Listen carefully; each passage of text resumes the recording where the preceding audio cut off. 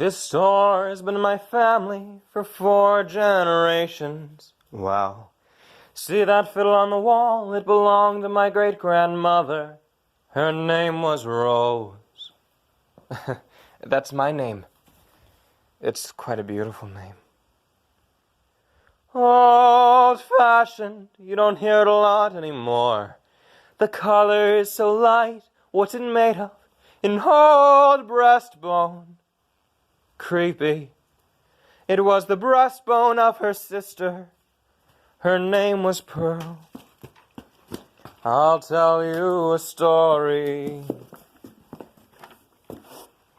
Rose and Pearl lived by the sea, gathering salt in the moonlight. And Rose loved a man who lived in the trees. Rose cried to Pearl, hold me tight, hold me tight.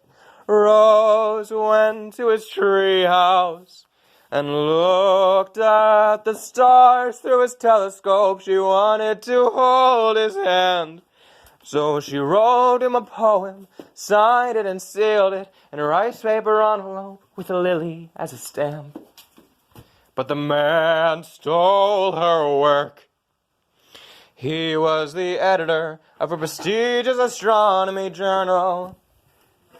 He wrote down all she saw and published it in his name. And Rose grew to hate him. And then Pearl caught his eye.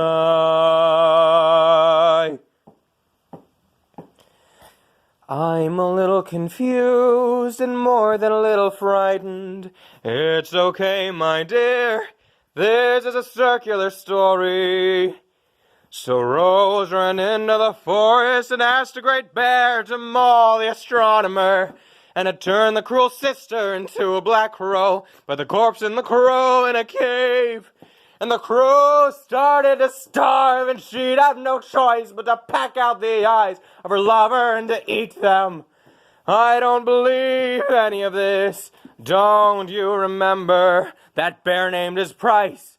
1 pot of honey, 1 piece of stardust, 1 secret baptism, and a photo of a ghost. 1 pot of honey, 1 piece of stardust, 1 secret baptism, and a photo of a ghost.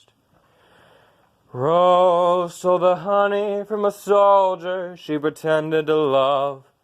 Stole stardust from an ancient she pretended to care.